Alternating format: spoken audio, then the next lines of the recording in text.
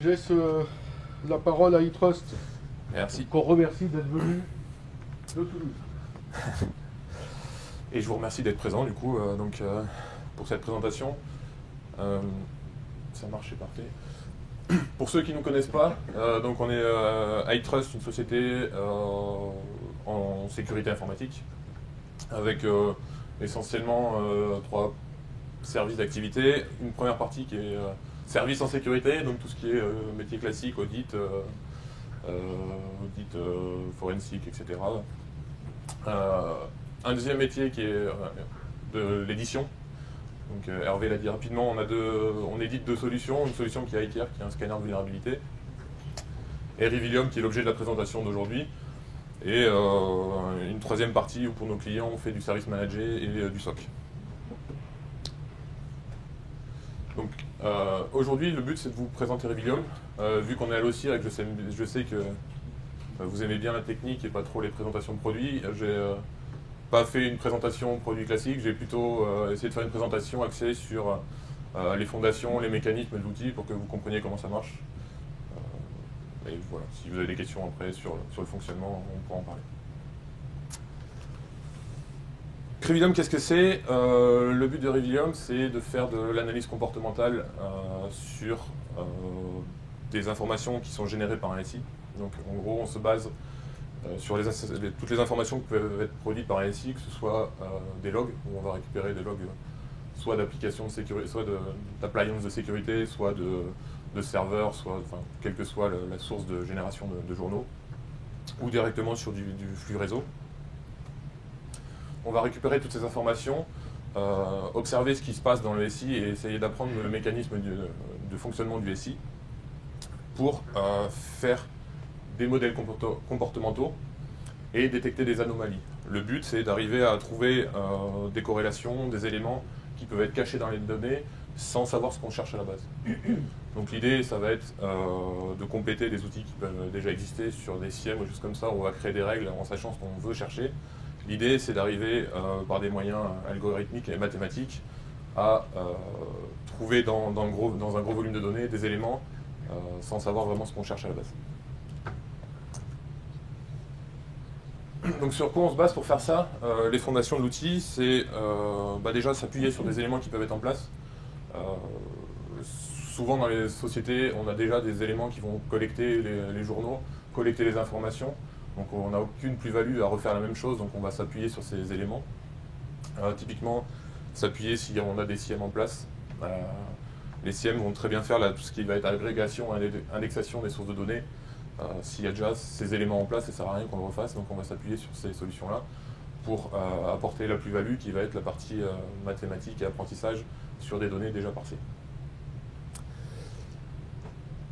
On va utiliser des technologies Big Data. Je ne suis pas très fan du mot marketing, mais c'est surtout pas une fin en soi. Ces technos-là nous permettent de pouvoir gérer deux choses. Gérer la diversité des données. Donc de plus en plus, on a des nouvelles sources de données, donc à l'intérieur des nouvelles entités sur lesquelles on va devoir faire de l'apprentissage. Et surtout, il va y avoir de plus en plus des nouvelles relations entre les différentes sources de données. Donc on peut penser à tout ce qui va être système industriel, où de plus en plus on va collecter les logs et vouloir faire de l'analyse dedans. Tout ce qui va être Internet des objets, par exemple, qui vont générer de plus en plus aussi de logs.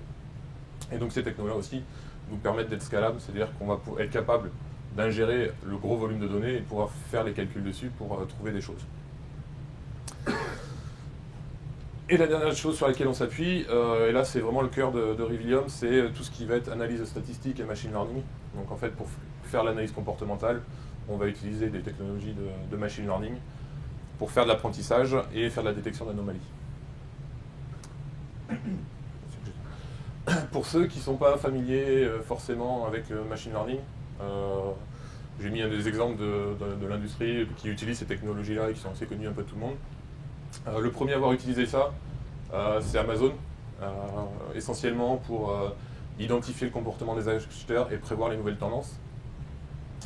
Et l'élément le plus visible de l'apprentissage, c'est la partie recommandation que peut faire Amazon. Donc quand vous achetez un produit chez Amazon, vous allez avoir des recommandations sur les éléments que vous pouvez acheter en relation, etc. Ça paraît anecdotique, mais ça représente à peu près 30% du chiffre d'affaires d'Amazon, cette partie recommandation. La chose la plus visible et la plus utilisée, c'est tout ce qui va être contenu publicitaire ciblé sur vos habitudes de navigation ou d'utilisation de services. Donc, que ce soit Google, Twitter, Facebook, on a l'habitude de voir des publicités assez ciblées et qui sont basées sur nos habitudes de surf et d'utilisation d'Internet. Et un dernier que j'aime bien, c'est Google Flu. Donc Google s'amusait à un moment d'observer les symptômes qui pouvaient être rentrés dans la barre de recherche de Google et de faire des modélisations et des prédictions de propagation de la grippe. Et quand ils ont fait ça, en fait, grâce à des algorithmes, ils se sont rendus compte qu'ils étaient plus précis que les modèles de propagation que pouvaient avoir les médecins, par exemple, dans les hôpitaux aux États-Unis. Donc rien qu'en observant ce que les gens tapent dans la barre de recherche, ils arrivent à faire des modèles de prédiction de propagation de maladies, par exemple. Donc le machine learning, il y a une grosse promesse marketing autour de ça. Je mets promesse pour ne pas être plus désagréable. Où en fait, dès qu'on va parler de machine learning, d'analyse comportementale, il y a une fausse idée qui va se répandre dans la tête des gens et qui est bien appuyée par le marketing des sociétés. C'est dire que on va remplacer tous les outils de sécurité qui ne servent plus à rien, parce que cette solution va être la meilleure. On va envoyer toutes les données, toutes les traces dans cet outil, on va secouer un bon coup, et on va détecter toutes les anomalies et tout ce qui ne va pas dans le réseau. C'est pas tout à fait comme ça que ça marche, c'est un peu plus compliqué. La réalité, c'est que c'est absolument impossible de créer un modèle unique qui va être capable de détecter n'importe quelle anomalie dans n'importe quel type de données. La raison principale, c'est que en fait, les sources de données vont contraindre les types d'apprentissage qu'on va pouvoir faire. Si on prend des journaux de firewall, on ne va pas pouvoir faire le même apprentissage si on prend les journaux d'authentification des utilisateurs. Ça paraît assez évident quand on le lit. Oui. Oui, j'ai une question par rapport à la première phrase, tu seras peut-être obligé de répéter pour l'enregistrement. D'accord. Tu dis que c'est impossible de détecter les anomalies, pas de souci. Par contre, si on se base sur un modèle statistique, on ne détecte pas des anomalies, mais des comportements déviants. Est-ce que ta réalité est moins? Alors je vais approfondir un peu tout à l'heure, mais effectivement, il y a un certain nombre d'algorithmes qu'on utilise aussi qui vont être assez génériques sur un peu n'importe quel type de données, sur notamment toute la partie statistique et séries temporelles, où juste on va détecter des anomalies de fréquence, de volume, des choses comme ça. C'est ce qu'on appelle anomalie. Après, pour faire l'apprentissage au sens comportement, on va être obligé de se baser, de savoir quelle source de données on va utiliser pour créer un comportement qui soit intéressant. Parce que pour créer un comportement, on va extraire des features, donc des caractéristiques dans les logs pour faire de l'apprentissage sur ces caractéristiques-là. Et donc on est un peu obligé de savoir quelle source de données on utilise. Et donc penser qu'un seul système va, avec un seul modèle, réussir à prédire n'importe quoi et faire l'analyse comportementale sur n'importe quel type de données, c'est pas tout à fait comme ça que ça marche. Je ne sais pas si j'ai répondu à la question, mais ça viendra peut-être après par la suite.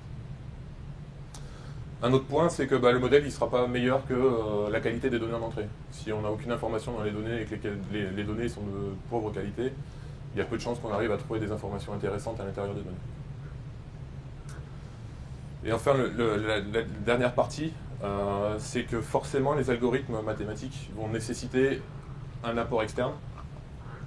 Alors un apport externe en compétences, c'est-à-dire qu'on va devoir, quand on travaille par exemple sur la sécurité, avoir des compétences métiers et sécurité et des compétences en data science, parce qu'on a beau avoir tous les algorithmes du monde, il y a un moment il va falloir se confronter aux données, regarder ce que la partie mathématique arrive à trouver dans les données, et avoir quelqu'un du métier, donc là par exemple la sécurité, pour dire ça va être intéressant, ça sert à rien de le remonter, là il y a vraiment une plus-value, il faudrait le corréler à telle ou telle information pour avoir des remontées d'alerte qui sont intéressantes. Et ces anomalies qu'on va remonter, il faut aussi les corréler à des données contextuelles qui vont être externes, parce que si on se base uniquement sur la partie mathématique va lever des anomalies, potentiellement beaucoup d'anomalies, et potentiellement pas mal de faux positifs. Donc on est obligé de les corréler à des choses externes qui vont ramener du contexte pour pouvoir dire si cette anomalie a un intérêt ou pas. Un exemple, par exemple, si on fait de l'analyse sur les comportements utilisateurs, au sens mathématique, un utilisateur qui part en vacances, il n'a plus d'activité sur le réseau, et donc au niveau mathématique, ça c'est une anomalie. Sauf que remonter une anomalie en disant l'utilisateur est en vacances, ça n'a pas beaucoup d'intérêt. Et donc on est obligé de corréler cette information à, par exemple, des sources de données RH ou un calendrier scolaire pour les vacances scolaires pour dire cette anomalie-là, c'est un faux positif, ça n'a aucun intérêt de le remonter. Et surtout, ce qui est important là-dedans, c'est de dire, de donner du poids aux anomalies et aux alertes qu'on va remonter.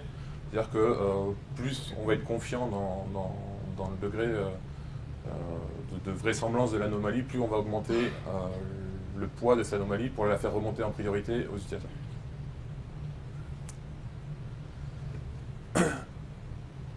Dans le contexte dans lequel on travaille, qui est la sécurité, il y a des freins supplémentaires.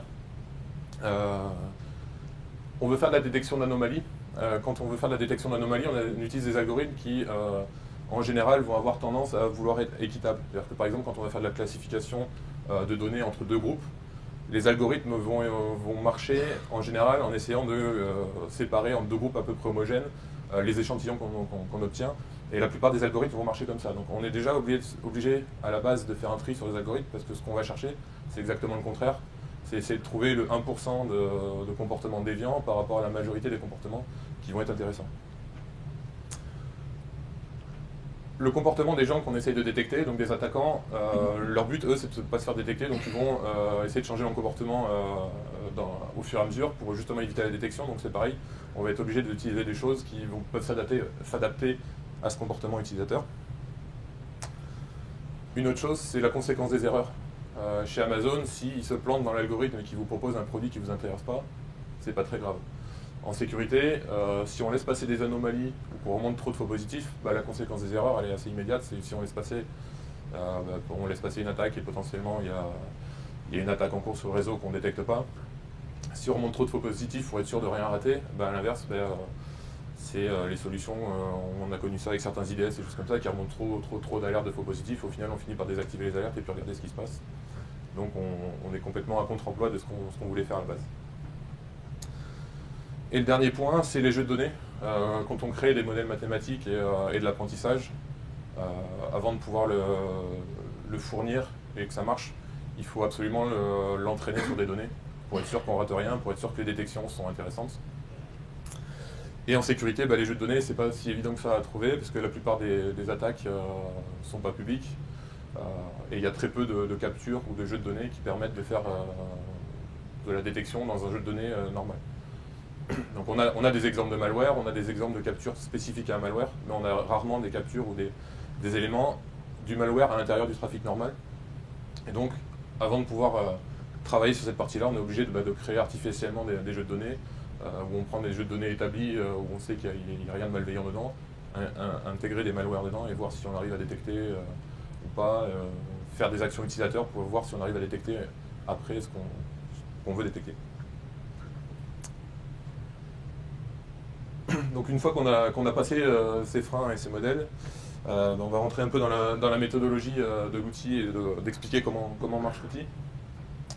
Donc la méthodologie de Revilium, c'est d'avoir montré des données, forcément. Donc on va avoir en premier lieu un concentrateur de données qui va récupérer du log syslog, des données d'un SIEM ou autre, ou du flux réseau. Faire une première partie qui va être du parsing de données, c'est-à-dire qu'on va extraire sémantiquement les éléments qui vont nous intéresser dans les journaux. Sur de la donnée d'identification, par exemple, on va extraire le nom de l'utilisateur, le statut de l'authentification, etc. pour pouvoir faire de l'apprentissage dessus. Donc quand on parle d'apprentissage, on a deux modes d'apprentissage en général dans le machine learning. Il y a ce qu'on appelle l'apprentissage supervisé. Donc en fait, l'apprentissage supervisé, c'est qu'on a besoin de données en amont pour entraîner le modèle, pour ensuite le faire tourner sur des données réelles. Donc ça, c'est pas très utilisé dans notre contexte, parce que ça, par exemple, là où ça marche très bien, c'est qu'on sait qu'on a un système sain, on va apprendre ce qui se passe sur le système sain, et après on va pouvoir détecter s'il y a des choses qui sortent de ce comportement du système sain. Quand on est dans un système d'information, on ne peut pas savoir si on est sain avant de faire tourner l'outil. Donc on est obligé plutôt d'utiliser ce qu'on appelle l'apprentissage non supervisé, où en fait là on va observer au fur et à mesure les données qui arrivent pour créer au fil de l'eau des comportements et détecter des choses déviantes ou des anomalies sans savoir au préalable si on est sur un système simple. Donc une fois qu'on a fait cette analyse et cet apprentissage, on va détecter des comportements anormaux et des anomalies. L'idée ensuite, c'est de faire un retour utilisateur sous forme d'alerte et d'alarme. Et qu'on puisse avoir aussi, ce qui est très important, un retour d'utilisateur, c'est-à-dire qu'on va demander à l'utilisateur, enfin laisser la possibilité à l'utilisateur de dire ça c'est quelque chose que je voulais voir, ça c'est quelque chose que je ne veux pas voir, de refaire, en fait, on fait un retour dans la boucle d'apprentissage pour entraîner le système à évoluer, pour ne plus avoir par exemple de faux positifs ou choses comme ça. Donc sur quoi on travaille quand on fait de l'apprentissage dans Revilium? La première chose, c'est de travailler sur la partie temporelle. Donc classiquement, un log, c'est une date et une donnée. Donc la première chose sur laquelle on va s'intéresser, c'est la date. Donc ce que je disais tout à l'heure, cette partie-là va être assez générique, quel que soit le log ou le flux. C'est-à-dire qu'on ne va pas trop s'intéresser dans un premier temps à l'information utile dans le log. On va s'intéresser juste à la donnée temporelle. Et on va utiliser des statistiques et des probabilités pour voir comment évoluent les données dans le temps. Donc on va pouvoir faire de l'apprentissage sur les volumes, les fréquences des échantillons et créer des comportements temporels. Donc par exemple, si on observe le comportement d'un utilisateur en se basant sur les requêtes qu'il va faire dans le système, c'est classiquement, on va apprendre que pendant la journée, il y a des requêtes et pendant la nuit, il n'y a pas de requêtes parce qu'il est hors boulot. Donc on va faire de l'apprentissage comme ça, temporel, du comportement des utilisateurs ou des entités du réseau. Et on va pouvoir faire des tendances et des prédictions, c'est-à-dire que quand on va faire de l'apprentissage sur son comportement, on va être capable de dire le prochain échantillon que j'attends de cet utilisateur, c'est telle valeur. Et dans un certain intervalle de confiance, on pourra dire si j'ai pas la donnée que j'attends, c'est qu'il y a potentiellement une anomalie, et donc qu'il y a quelque chose qui sort du modèle que j'ai appris. Donc ça, on l'utilise sur quasiment tous les logs, parce que c'est la première chose qu'on fait sur la partie temporelle. Donc, on a certains exemples donc, sur la partie analyse de bande passante, volume des requêtes, connexion des utilisateurs, etc. Dans la partie temporelle, ce qu'on fait aussi, c'est de faire une analyse de saisonnalité. Donc en fait, quand on reçoit les données temporelles, on va les découper en tout petits intervalles de temps qu'on va empiler. Et en fait, on va regarder ce qui se passe d'une journée à l'autre, d'une semaine à l'autre, et essayer de détecter des motifs qui reviennent régulièrement pour faire ce qu'on appelle la saisonnalité. Donc par exemple, si on veut faire de l'analyse sur des requêtes utilisateurs, on va apprendre que en semaine, du lundi au vendredi, il y a de l'activité, que le week-end, par exemple, il y a moins ou pas d'activité. Et donc automatiquement, on va créer des profils comme ça d'apprentissage sur la semaine, etc. Donc, ce qui peut être un peu compliqué sur cette partie-là, c'est il y a des algorithmes assez connus comme Allpointer qui permettent de faire de la saisonnalité. Par contre, si on veut faire de la saisonnalité multiple, c'est-à-dire arriver à faire de la saisonnalité journalière, mensuelle, hebdomadaire, il y a un certain nombre d'algorithmes un peu plus compliqués qu'il faut mettre en œuvre pour arriver à le faire. Donc ça, par exemple, la première fois qu'on a fait des tests avec Revilium, c'était sur des données de bande passante d'utilisateurs dans une université. Donc le système, assez naturellement, a appris qu'il y avait de l'activité en semaine et rien le week-end. Et donc une des anomalies qu'on a pu relever, c'est une anomalie d'un utilisateur. Et en fait, en faisant la post-analyse, on s'est rendu compte que c'était un utilisateur qui avait installé un client torrent sur une des machines de l'université et qui, le week-end, quand il n'y avait personne, utilisait toute la bande passante pour télécharger des films, des choses comme ça. Une des choses un peu plus naïves qu'on a pu détecter, c'est qu'on avait une référence de temps qui n'était pas bonne, et en fait on a eu des anomalies au moment du changement d'heure. En fait tout le modèle était décalé d'une heure parce qu'on avait une mauvaise référence de temps, et du coup tout le modèle était décalé d'une heure à cause du changement d'heure, du passage de l'heure d'hiver à l'heure d'été. Donc ça c'est des exemples assez simples, mais pour que vous compreniez un peu comment ça marche derrière. Un deuxième groupe d'algorithmes qu'on utilise, ça va être les algorithmes de classification et d'agrégation. Où là, le but, c'est d'observer des caractéristiques dans les données. Donc là, on va commencer déjà à extraire des informations dans les logs pour pouvoir faire de l'analyse sémantique et voir sur quels éléments on va travailler pour regrouper des comportements qui vont être similaires et pouvoir classer des informations ou trouver des données aberrantes. Donc là, il y a deux types d'apprentissage sur cette partie-là. Il y a une classification où en gros, on va créer en amont des classes. On va dire, par exemple, sur un utilisateur, je veux classer mes utilisateurs en utilisateur Linux, utilisateur Windows, administrateur par exemple. Et on va forcer le système, en fonction des observations et des caractéristiques qu'on observe, de les classer dans une des trois catégories. Donc là, c'est ce qu'on voit avec les traits noirs et les différentes couleurs, où là, le système force tous les points à rentrer dans une des 3 catégories. Donc ça, on va l'utiliser, par exemple, nous, on l'utilise sur des noms de domaine, où on fait de l'apprentissage sur des noms de domaine DNS, où on fait de l'apprentissage sur les noms qui sont cohérents et les noms qui sont malveillants. Et on va demander au système, en fonction de ce qu'il observe, de le classer soit dans les noms normaux, soit dans les noms malveillants. Donc là, on force le système à choisir entre des catégories qu'on a préétablies. Et il y a la partie agrégation, où là, on va laisser le système, en fonction des observations, créer de lui-même des groupes. Donc si on regarde le système, on aurait eu plutôt un groupe ici, un groupe qui va passer vert et un peu de bleu, et un autre bleu. Et ça permet aussi d'identifier des points aberrants. Donc ça, par exemple, on l'a fait sur de l'analyse d'utilisateurs, où on crée des comportements utilisateurs. Et quand on l'a fait tourner sur notre réseau, par exemple, assez rapidement, on a identifié des profils d'utilisateurs, et puis il y avait 1 ou 2 points qui sortaient complètement. Moi, je suis très étonné parce que j'ai vu beaucoup de recherches depuis très longtemps. Hein. C'est-à-dire depuis le début des années 90 sur l'analyse du comportement des utilisateurs. Et la seule conclusion que tout le monde en avait tirée, c'est que le comportement d'un utilisateur n'est pas du tout modélisable, n'est pas du tout prédictible.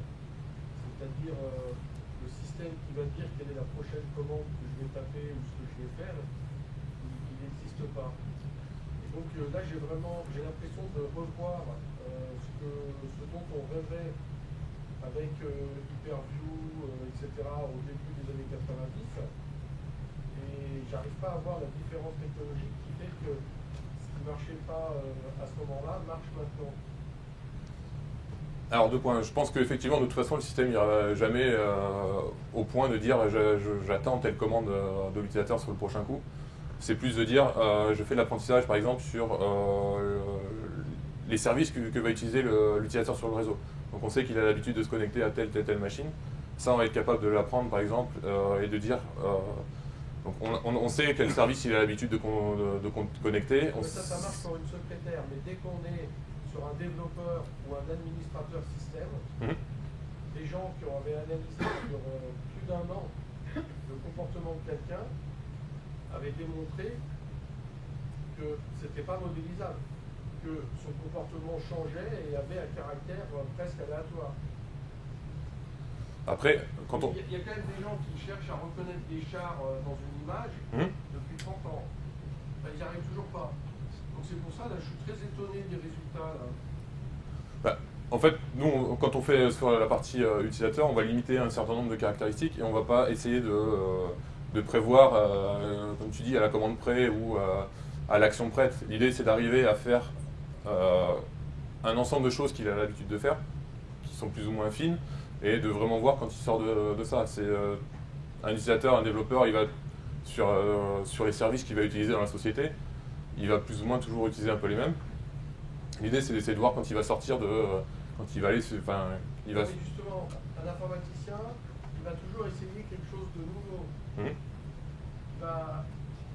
veux dire, c'est encore une fois, c'est pas moi qui le dis, c'est des chercheurs qui ont cherché longtemps. Donc, et qui ont trouvé que c'était pas modélisable. Donc c'est pour ça que j'ai du mal, quoi. Parce que là, ça marche. Ouais. Et ça détecte... ça va détecter, par exemple, si on est sur des données d'IAM, on modélise un utilisateur qui a l'habitude de se connecter sur un certain nombre de services, on va effectivement lever une anomalie quand il va se connecter sur d'autres choses, d'autres types de serveurs. On va lever des anomalies quand l'utilisateur a l'habitude de se connecter en journée, dire bah tiens là il est en train de se connecter le week-end alors qu'il ne sait pas du tout ses habitudes. Effectivement, on va par exemple modéliser les secrétaires, modéliser... Comment tu vois que c'est pas un changement de comportement normal? Si je prends un exemple, il y a des tas de gens qui font ça depuis très longtemps. Lorsque American Express détecte un changement de comportement, il va t'appeler. Il est très très fort à ça. Et donc, mais il t'appelle. Et puis il découvre, grâce à son appel téléphonique, que c'était bien toi. Mais c'est juste que tout d'un coup, tu as acheté quelque chose d'imprévu à un endroit qui était imprévu. Donc, comment toi tu peux faire la même chose sur des utilisateurs? Tu vas demander à l'utilisateur, mais c'est normal que vous ayez fait ça parce que d'habitude vous ne le faites pas. Bah, c'est là où je disais, ben, on va lever des anomalies. Après, effectivement, on va essayer de jouer avec le contexte pour enlever le maximum de faux positifs. Par contre, potentiellement, il y en aura toujours. Donc effectivement, il y aura l'interface administrateur où bah, l'analyste sécurité qui utilise Revilium devra dire oui ou non, ça, ce comportement-là était normal ou pas. Oui, ayant eu affaire à des grandes populations d'utilisateurs, hein, tout le monde n'est pas développeur informatique. Les autres gens, ils font effectivement toujours la même chose et très peu de choses, que ce soit des employés administratifs ou des étudiants. Hein, il n'y a pas beaucoup de surprises. Hein. Ben, en fait, sur les données sur lesquelles on a joué, on n'avait peut-être pas des développeurs ou des experts sécurité qui s'amusent à jouer un peu, et où effectivement c'était un peu plus stable et on arrive à trouver des choses. Après, nous, quand on l'a fait tourner sur notre réseau, effectivement, un auditeur, quand il va faire un audit, il va générer plein de requêtes, plein de choses bizarres. Après, il va écrire le rapport, il va plus rien faire, il va à leur mission, il va arrêter de faire des choses. Donc, effectivement, cet utilisateur-là, c'est quasiment impossible de générer un modèle, et on est plus obligé de faire plusieurs modèles associés à cet utilisateur. Après, on a effectivement de la partie administrative ou des choses comme ça qui, au final, font un peu toujours la même chose. Et c'est peut-être un peu caricatural, mais il y a pas mal de gens qui sont assez stables dans le comportement, type administratif ou autre, qui vont cliquer sur du phishing et qui là, eux, vont avoir un comportement totalement aberrant par rapport à ce qu'ils ont l'habitude de faire auparavant. Et donc ça, on pourra le détecter. Et donc en fait, quand on fait de l'agrégation, effectivement, on va mettre en lumière des points aberrants qui sont ou pas des anomalies qu'on va devoir caractériser pour savoir si c'est des anomalies. Ce qui va nous permettre surtout de générer une alerte dont on va être sûr, c'est quand un utilisateur ou une information va sortir d'un groupe vers un autre, où là il change de, par exemple, si on avait les administratifs, les développeurs, si d'un seul coup on a un utilisateur qui était reconnu comme administratif, qui va bouger dans le groupe des développeurs, là on va pouvoir générer une alerte beaucoup plus importante parce qu'on sait que c'est une anomalie plus importante.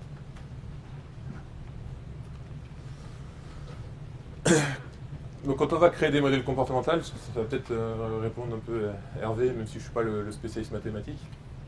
En gros, ce qu'on essaye de faire, c'est que dans les informations, sémantiquement, on va extraire des entités du réseau. Donc des entités adresse IP, des entités utilisateurs, des entités nom de domaine. Et sur ces entités-là, on va essayer de faire de l'apprentissage en utilisant les algorithmes que j'ai montrés précédemment. Et arriver à faire des comportements par entité du réseau et détecter quand est-ce qu'on va dévier de ce comportement-là. Donc par exemple, sur un utilisateur, on va apprendre les services auxquels il a l'habitude de se connecter, le DNS qu'il a l'habitude d'utiliser, les horaires auxquels il se connecte, etc. Ce que tu disais aussi, ce qui est vrai, c'est les pays sur lesquels il a l'habitude de se connecter. Donc effectivement, quand un utilisateur va partir à l'étranger, va se connecter depuis une nouvelle source de données, on va potentiellement créer des anomalies. On peut faire la même chose sur le serveur, etc. Et une fois qu'on a fait l'apprentissage sur ces entités-là, on va enrichir dans le contexte réseau, c'est-à-dire qu'on va essayer de créer des corrélations entre les différentes entités du réseau, donc par exemple des relations entre utilisateurs du réseau, des relations entre utilisateurs et services, etc. Et arriver à voir quand on a une anomalie sur une des entités du réseau, la propager dans le modèle pour voir comment ça réagit et voir s'il y a d'autres éléments du réseau qui réagissent à cette anomalie. Donc des exemples d'anomalies qu'on est capable de détecter, donc la partie usurpation d'identité, où on va avoir des utilisateurs qui vont se connecter dans des zones géographiques différentes en un intervalle de temps assez court. Donc ça typiquement sur l'analyse utilisateur, même si tu es à l'étranger, et que tu te connectes aux USA, si en même temps tu te connectes en France, bah là par contre il y a plus de chances que ce soit un problème et que tu aies vraiment un comportement qui soit bizarre sur l'apprentissage utilisateur. Tu partages ton compte avec ta femme parce que malheureusement sur tout un tas d'applications tu ne peux pas avoir deux logins mot de passe, ne serait-ce que dans certaines banques. Et donc les deux ont besoin de se connecter sur le compte. Et je dis pas que c'est à 100% sûr, je dis qu'il y a quand même des probabilités que l'anomalie soit cohérente et qu'on puisse la sortir avec eux. Justement, une anomalie. De partager son compte avec sa femme. Non, l'anomalie c'est que la banque ne propose pas de login mot de passe pour les conjoints. De plus en plus, mais je vais dire, on a vécu très longtemps sans cette possibilité. D'extraction de données, donc des serveurs qui vont se connecter sur des IP ou des DNS inhabituels, ou du mouvement latéral. où on a un utilisateur qui va se connecter à l'ensemble des services de la société, par exemple, à une fréquence élevée, alors qu'il avait l'habitude, par exemple, d'utiliser qu'un ou deux services. Donc, tout ce que je viens de vous montrer, c'était la partie mathématique où on va essayer de détecter des anomalies. Et l'idée, c'est de contextualiser cette anomalie pour générer une alerte et justement essayer de réduire le nombre de faux positifs des anomalies pour remonter des informations qui vont être intéressantes. Donc l'idée, ça va être de corréler ce qu'on va remonter comme information statistique en apprentissage avec des sources de corrélation externes. Donc la première chose, c'est de créer un corrélateur système expert dans Revilium. Donc on a créé un système de corrélation en fonction des anomalies en entrée et des autres éléments externes qu'on peut corréler, de générer des alertes à partir de ça. Pour avoir des alertes qui sont plus contextualisées, d'utiliser une base de connaissances. Donc en fait, on intègre aussi dans Revilium une partie base de connaissances qu'on va appeler thread feed, qui vont enrichir et contextualiser l'anomalie. Donc par exemple, on va intégrer des bases de réputation d'IP, des bases de blacklist DNS, des indices de compromission, pour dire quand on a une anomalie, en plus on peut dire que cette anomalie-là elle est liée à un domaine ou une adresse IP qu'on sait avoir mauvaise réputation, et donc on peut dire cette anomalie-là de fait avoir un poids plus important parce qu'on peut la corréler à d'autres informations. Et une chose qu'on a mis en place dans Revilium, qui est activable ou pas selon le désir du client, c'est d'avoir une partage de connaissances de ce que détecte Revilium. Donc on a laissé la possibilité de centraliser dans un back-office les détections qui sont faites dans Revilium, qui sont exogènes au réseau. C'est-à-dire si on détecte une IP, un nom de domaine, des choses comme ça qui sont hors du système d'information, de pouvoir laisser la possibilité de le partager pour que l'ensemble des utilisateurs de Revilium puissent en profiter. Et ça, c'est optionnel, bien sûr.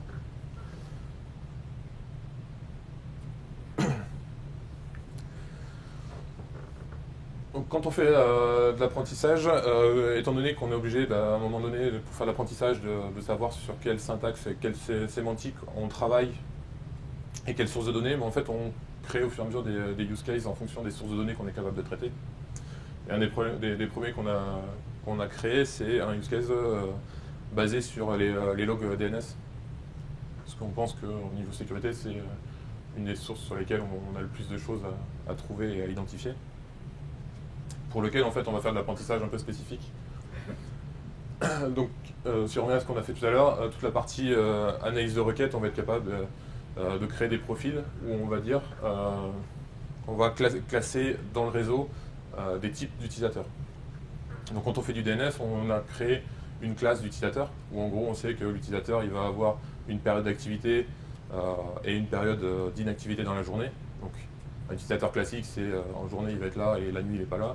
On peut avoir des utilisateurs qui sont dans des horaires décalés, mais globalement, on a une classe d'utilisateurs qui est actif à un moment et inactif à un autre moment. Donc on va pouvoir identifier les requêtes DNS qui vont être faites par des utilisateurs alors qu'ils ne sont pas censés être là. Et on peut créer d'autres classes, comme une classe de serveur par exemple, où on sait que là, les requêtes vont être beaucoup plus stables dans la journée et qu'il va y en avoir la journée et la nuit.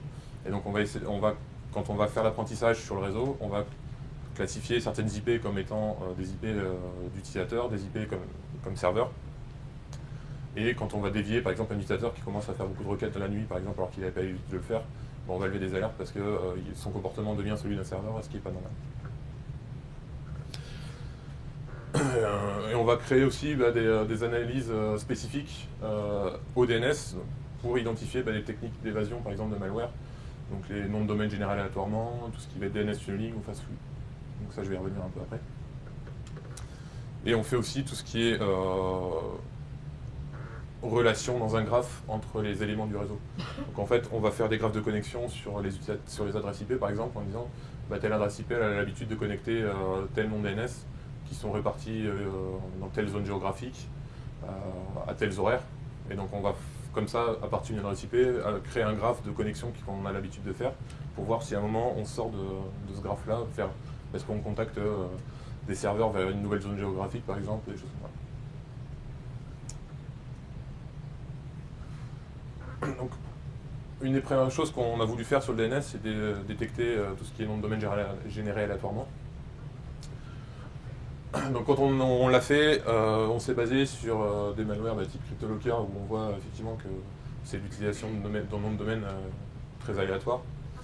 Et donc pour détecter ça, on a fait de l'analyse spécifique au nom de domaine. Donc la première chose sur laquelle on a travaillé, c'est l'entropie. C'est de voir l'enchaînement des lettres. Donc on utilise les n-grammes, c'est-à-dire on regarde par exemple sur 3 grammes, on va regarder 3 lettres par 3 lettres, voir comment ça s'enchaîne, voir s'il y a des chances que ce soit un enchaînement de lettres normal dans l'utilisation de la langue. Basé sur la longueur du nom de domaine, on est capable en statistique de dire la plupart des noms de domaine valides sont des noms un peu courts, donc dès qu'on va sortir d'une certaine répartition d'une longueur, il y a des chances que ce soit un problème. Faire de l'analyse géographique et de l'analyse syntaxique, donc là plus comparer les noms par rapport à des noms du dictionnaire pour voir à un moment si on est capable de dire que les noms qu'on va rencontrer ont une vraisemblance d'avoir été générés aléatoirement. Et pour cet exemple spécifique, on a aussi la chance de pouvoir pouvoir faire de l'apprentissage supervisé, parce qu'on a des listes de noms de domaine qui sont valides, type les top Alexa, on a des bases de noms de domaine qui sont des malwares avec des listes de DGA, et on va pouvoir faire de l'apprentissage sur ces deux listes pour pouvoir dire sur la prochaine, est-ce que tu le classes plutôt dans les noms de domaine qui sont malveillants, ou est-ce qu'on le classe plutôt dans les noms de domaine qui sont bons, et créer des arbres de décision comme ça à partir de l'ensemble de ces éléments-là.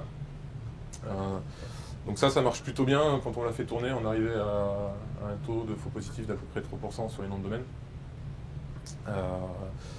Et donc on a voulu aller un peu plus loin pour l'améliorer. Et notamment en expérimentant sur les données. En faisant tourner les données, en regardant pourquoi les faux positifs étaient des faux positifs, on a essayé d'améliorer le système en travaillant sur des nouveaux éléments. Donc le premier élément sur lequel on a travaillé, c'est de l'analyse de popularité. Donc en fait, quand on va faire de l'apprentissage sur le DNS, par exemple Google, l'ensemble des utilisateurs vont aller, ou presque, sur Google, alors que quand c'est un nom de domaine malware, potentiellement ça va être la première fois qu'on le voit. Donc en fait, quand on fait de l'apprentissage sur les noms de domaine, on va leur associer une popularité en fonction du nombre d'utilisateurs dans le système qui vont aller le voir. Et comme ça, quand on a un doute sur un nom de domaine, en fonction de sa popularité, on a plus ou moins de vraisemblance que ce soit un domaine malveillant.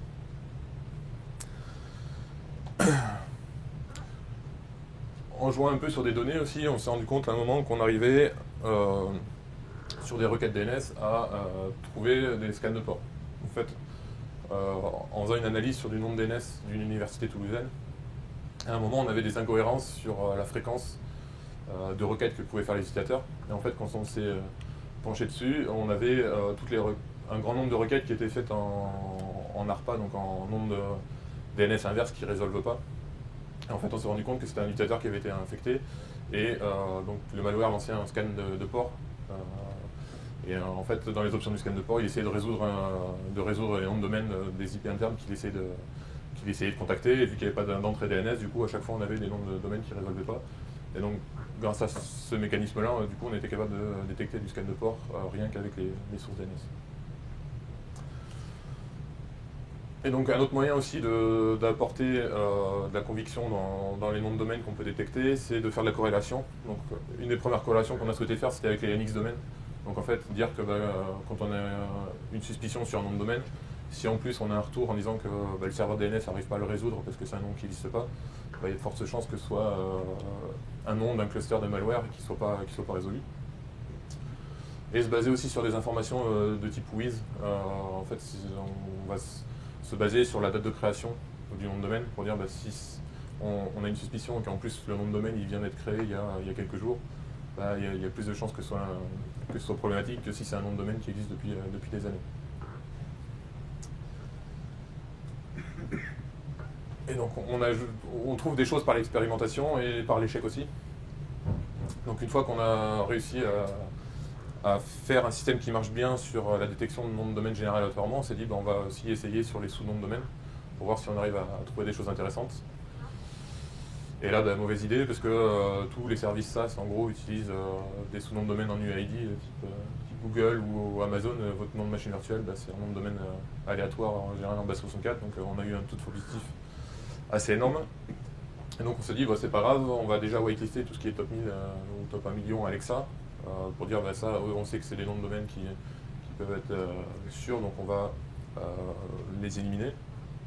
Mais du coup, on génère quand même énormément de faux positifs. Donc on a arrêté de travailler pour essayer de trouver des noms malveillants en sous-domaine. Par contre, ce que ça nous a permis de trouver, c'est qu'en fait on a fait l'inverse. C'est-à-dire que sur des noms de domaine, par rapport au top 1 million Alexa, on s'est dit, bah, tiens, c'est marrant parce qu'on a des noms de domaine qui sortent avec une proximité assez forte par rapport à des noms connus. Et donc en fait, ce qu'on a créé, c'est une analyse de similarité. Donc en fait, sur les noms de domaine, on va regarder si c'est proche de noms de domaines connus. Et typiquement, on arrive à identifier des noms de domaine qui sont utilisés pour faire du phishing, parce qu'ils sont proches de Google, parce qu'ils sont proches d'Amazon, ou des choses comme ça.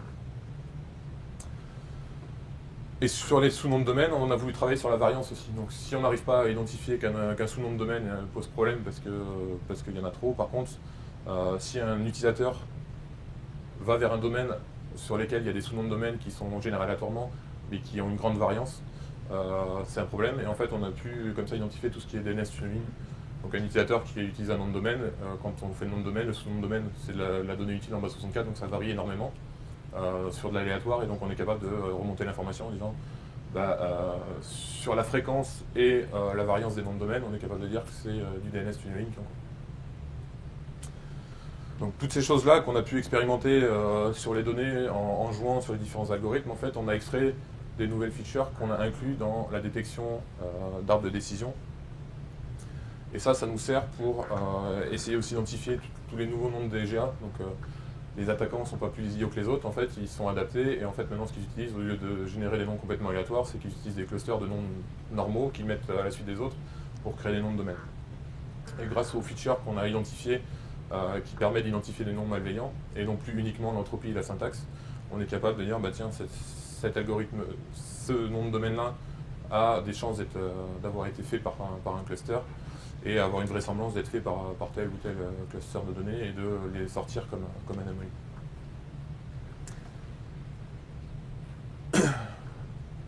Et une dernière chose sur laquelle on travaille sur la partie DNS, c'est le time to live, pour essayer d'identifier les phases flux. Donc en fait, ce qu'on essaie d'identifier, c'est les noms de DNS qui vont avoir une bascule très rapide, donc un time to live très rapide, et d'être travaillé aussi sur la répartition géographique. Donc quand on a fait ça, en fait, un exemple qui est sorti assez rapidement, c'est ce nom de domaine-là qui en fait s'est avéré par la suite être un tracker Zeus qu'on a étudié pendant une dizaine de jours. Et pendant ces 10 jours-là, il a changé plus de 2000 fois d'adresse IP en passant par 400 AS et quelques et 32 IP. Donc il changeait très souvent d'adresse IP. On peut identifier comme ça, en analysant le TTL et la zone géographique, les noms de domaine qui peuvent être utilisés par du fast-food.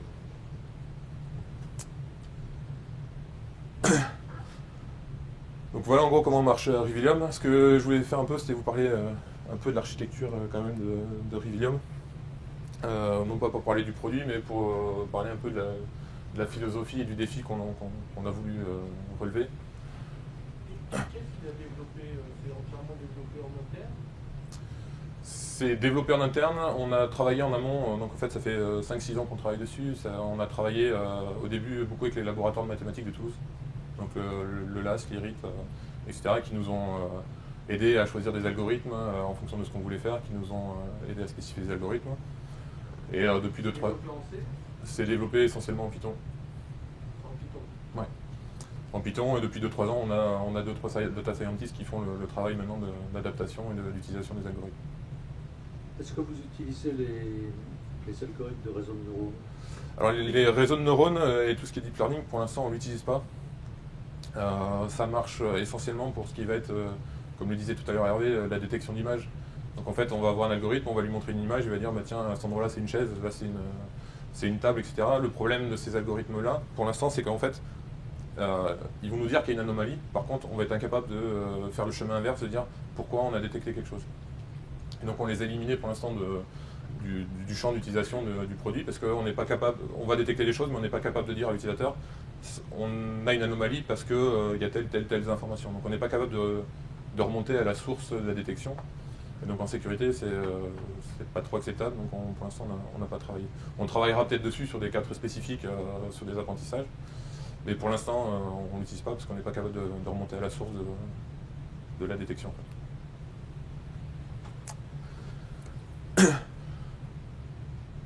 Donc en fait, on n'est pas les seuls à travailler sur ce genre de choses, c'est-à-dire le machine learning, l'apprentissage, etc. Il y a pas mal de sociétés qui travaillent dessus, sur d'autres parties, sur la partie IDS, sur la partie qualité de service, sur la partie,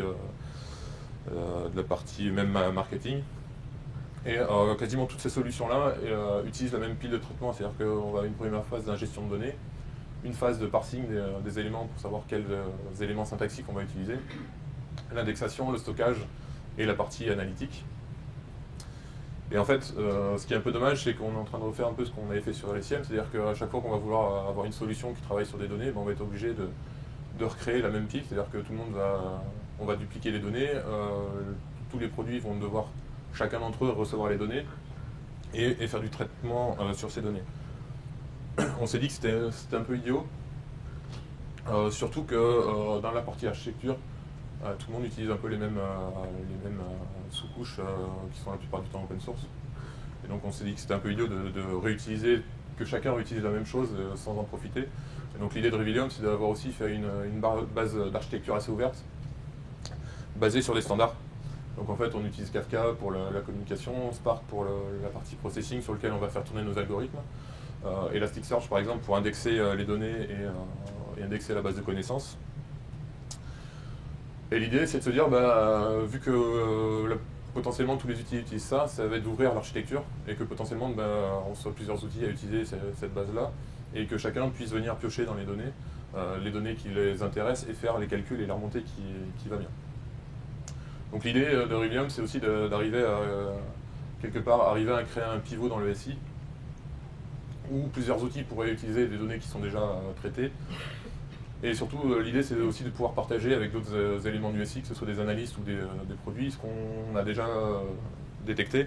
Donc l'idée, en fait, c'est qu'on fournit une API sur laquelle on peut interroger Revilium sur les noms de domaines qu'on a pu identifier comme malveillants, sur les IP qu'on a pu identifier, sur un certain nombre d'anomalies qu'on a identifiées. Et que si d'autres produits, comme par exemple avoir une API où un serveur DNS vient récupérer des blacklists de noms de domaines qu'on a détectés, ou des IPS puissent créer des choses à partir de ces données-là. Et que la base de connaissances qu'on utilise aussi soit requêtable par d'autres produits.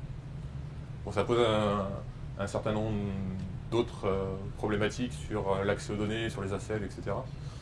Mais ça, c'est des choses qu'on a pris en compte quand on a développé l'outil, qui sont disponibles et qu'on espère un jour pouvoir partager.